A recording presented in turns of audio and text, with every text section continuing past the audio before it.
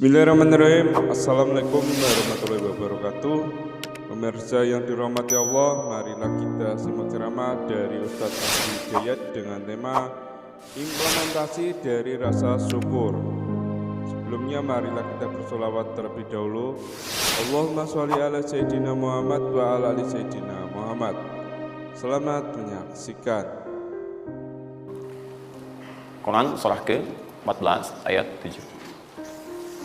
Nah, tadi Quran surah ke-9 ayat 100 berapa tadi? 3. Quran surah 9 ayat berapa tadi? 60. Yang bonusnya jangan lupa masih di dalam kotak. Quran surah kedua ayat 261 sampai pinter. Ya, alhamdulillah. Kotak wajib dihafal. Maksud saya di akhir pasti ada yang foto. Saat foto itu kalimat ini harus muncul. Jangan di capture, jangan di crop. Jangan di crop. Fokus. Nah, sekarang rezekinya sudah ada. Bagaimana Anda mendapatkan akselerasi dari peningkatan? Ya, baik sifatnya kuantitasnya ataupun juga nilainya. Terus. Ya, maka rumusnya kalau sudah dapat dari usaha itu, tadi kan usaha kan? Ya, ada usaha yang kedua. Masih ingat teman-teman? Yang punya rezeki siapa? Nah, sekarang Allah tawarkan, saya akan berikan kepada kamu, kata Allah, peningkatan dari usahamu dengan cara yang tidak terlampau susah.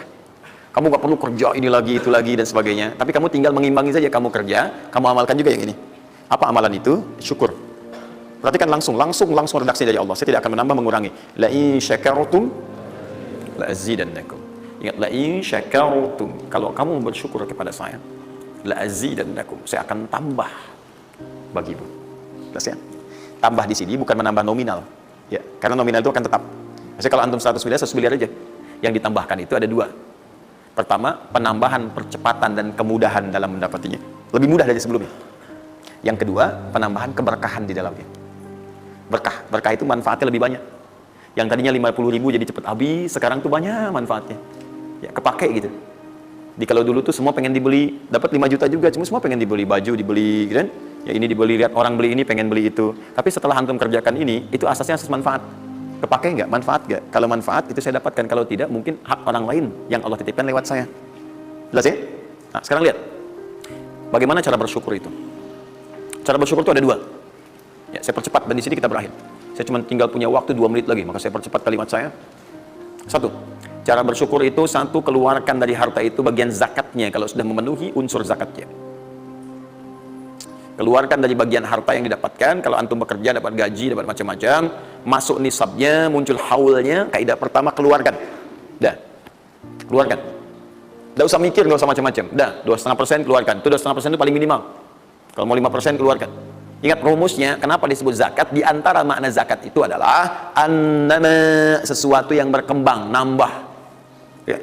Zakat itu ada at-tahara, ya, an-numu, ya, sesuatu yang berkembang. Di dalam bahasa Arab sekarang investasi disebut dengan an-nama wal istifmar, sesuatu yang diinvestasikan. Jadi ketika Anda zakat sebenarnya bukan mengurangi harta, menginvestasikan harta untuk ditambah.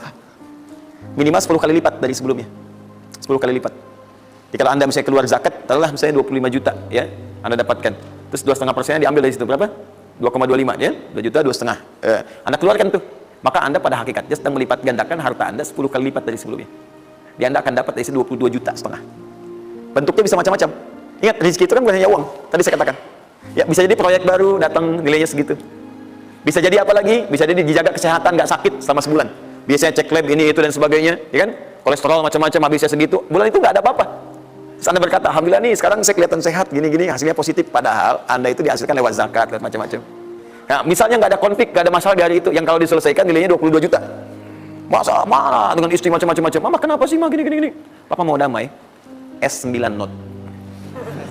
Wah, beli S9 Note, harga 15 juta, ya, tambah lagi 7 juta, laptopnya misalnya kan, dan sebagainya. Misal, habisnya segitu juga. Jadi dijaga oleh Allah, mendapatkan penambahan, bisa berupa langsung nilainya, nominalnya, dapat proyek yang lain, atau dijaga untuk mendapatkan yang non materi tadi. Paham? Maka, saya katakan pada Anda, kalau sudah ada kewajiban zakat, maka jangan berpikir menunda. Cepat berikan saat itu, maka seketika Allah akan lipat gandakan apa yang Anda telah usahakan itu. Jelas? Jadi yang pertama, kalau sudah ada kewajiban zakat, cepat ambil. Bahkan, nah ini saya mau ambil komitmen. Saya ambil komitmen. Siap mengikuti ini? Siap berkomitmen insya Allah? Bahkan Allah langsung meminta kepada yang punya otoritas atau juga teman-teman di sampingnya untuk saling mengingatkan. Bahkan kalau punya otoritas langsung ambil. Saking inginnya Allah harta orang itu tuh terus bertambah. Maka turunlah Quran surah 9 ayat 103. Khudh min amwalihim sadaqah tutahhiruhum wa tuzakkihim biha. Muhammad, kalau dia lupa atau yang lain, ambil aja deh. Ambil aja. Ambil dari harta dia itu kalau sudah mencapai nasabnya. Nisabnya sudah ada, haulnya sudah sampai, ambil. Apa tujuannya? Sedekah. Perhatikan, zakat disebut dengan sedekah. Sedangkan sedekah tidak disebutkan dalam rumus bahasa kecuali kullu ma'rufin sedekah. Semua yang baik-baik disebut dengan sedekah. Kata Allah, saya ambil itu bukan ingin mengurangi kamu, tapi ingin membuat kebaikan untukmu.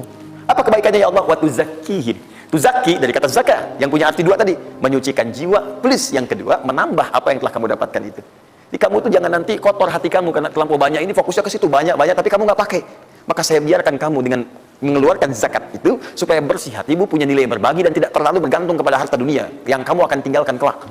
Dan yang paling dahsyat, kalau kamu kerjakan, saya tambah kemudian kualitasnya, saya tambah keberkahannya, bahkan saya permudah untuk mendapatkannya. Lihat sampai sini. Bonus yang ini, nah, peningkatannya lebih dari yang pertama, 700 kali lipat. Ini minimal 700 kali lipat. Apa itu secara singkat? Infak.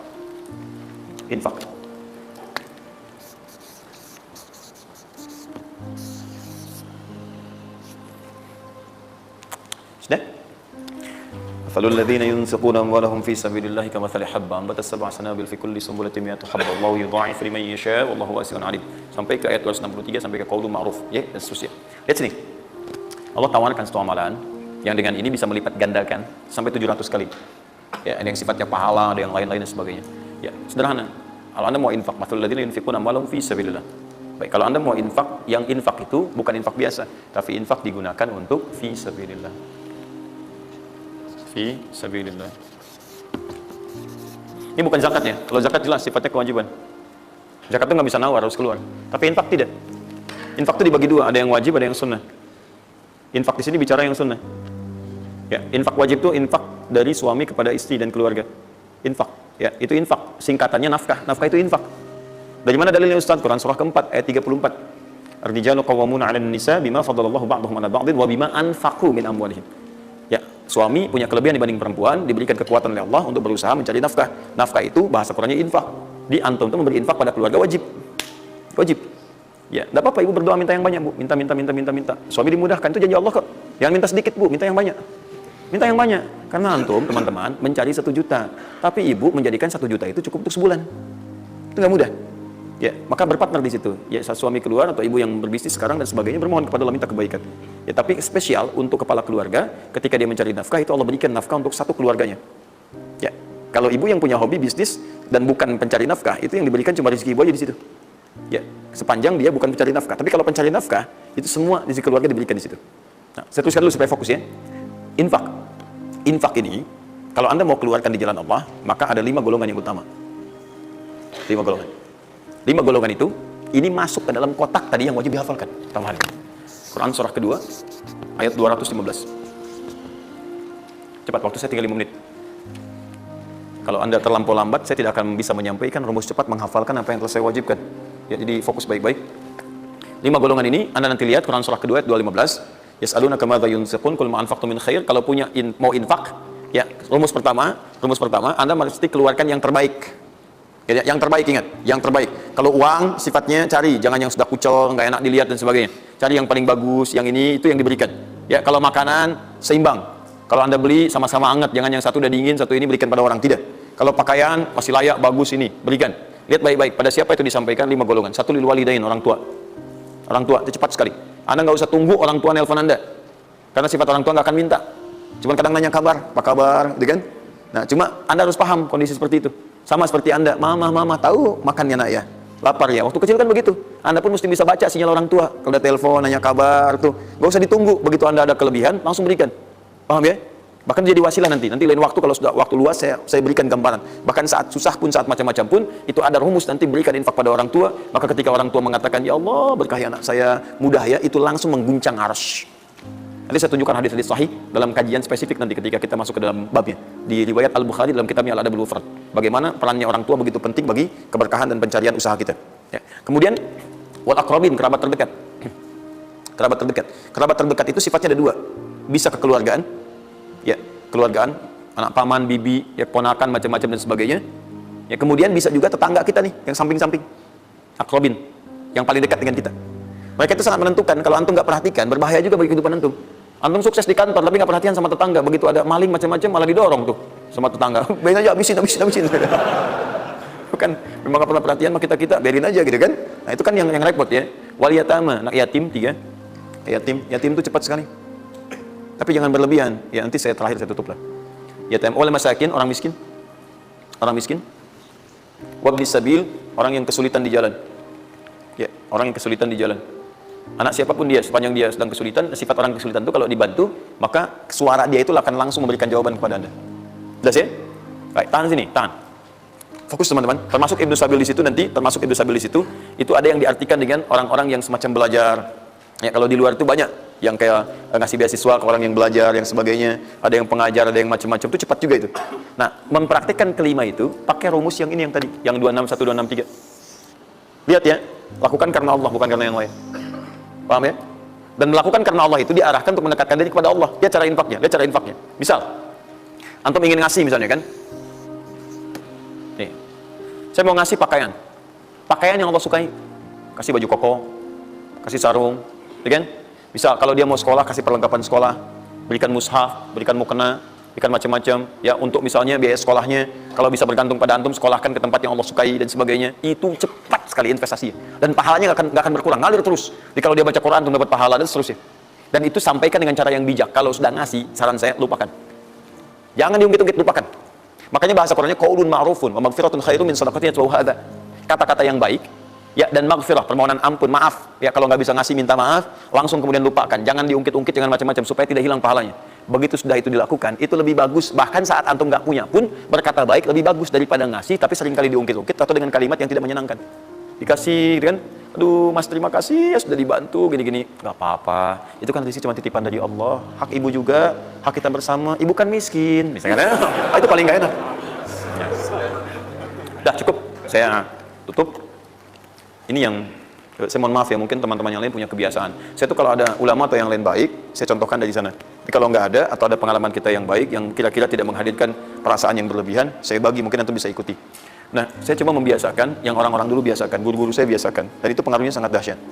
Kalau antum mau lebih cepat lagi, biasakan begini. Menerima pendapatan dari manapun, walaupun bukan gaji atau apapun, cobalah antum keluarkan dari situ, niatkan sebagai sedekah. Saya ulang ya, menerima berapa peser pun dari manapun pendapatan, coba antum keluarkan sebagai sedekah. Misal 2,5%, 5%, keluarkan aja, bagi siapa. Demi Allah saya katakan, begitu antum kerjakan itu karena Allah, maka Allah akan merawat anda dan menjadikan dunia kecil bagi anda. Apapun yang anda butuhkan, ada kecil sekali. Dan anda sudah melihat gak ada nilainya tuh, dunia itu. Ya, jadikan kebiasaan itu. Kalau ada pakaian sudah anda pakai, datang lagi yang baru, ini yang lama kasih aja, yang layak dipakai dan sebagainya. Seperti itu biasakan. Begitu anda biasakan, nanti Allah jadikan kecil dunia bagi pandangan anda. Gak ada nilainya. Dah. Paham ya? Itu kalau antum mau ikuti silahkan, atau kalau mau bertahan di yang pokok silahkan. Saya sudah katakan, saya tidak akan menambah waktu lagi karena sudah jam 10, pas 12 menit dari apa yang saya minta. Dan saya tutup dengan kalimat, kalau ingin dimudahkan menghafal ayat-ayat yang disampaikan, maka caranya cuma 2. 1, yakinkan antum bisa menghafalkannya. Yakin, jangan ragu. Bisa. Yang kedua, anggap mudah. Pokoknya kalau sedang ada merasa susah, mudah. Bisa insya Allah. Ya, siap? Ya, mudah atau susah? Yakin? Berapa ayat tadi? Sedikit. Itu banyak tuh jadi susah. Saya ulang, jangan pulang. Mudah atau susah? Yakin? Nah, berapa ayat? Luar biasa. Alhamdulillah. Baik teman-teman, saya kira cukup hari ini kita pembuka. Jangan khawatir, sekali lagi Anda yang tertinggal sudah saya siapkan, ini ada 3 lembar. Insya Allah jadi panduan kita, bahkan jadi buku insya Allah ya. Kapan diberikan ini? Luar biasa. Baik ya. Subhanakallahumma bihamdika asyhadu an la ilaha illa anta astaghfiruka wa atubu ilaik. Wa akhiru da'wana alhamdulillahirabbil alamin. Wal 'afu minkum. Pintu masjid ini hanya ada 3. 1, 2, 3. Dan pekan depan pintu itu hanya dibuka dengan ayat-ayat Quran. Assalamualaikum warahmatullahi wabarakatuh.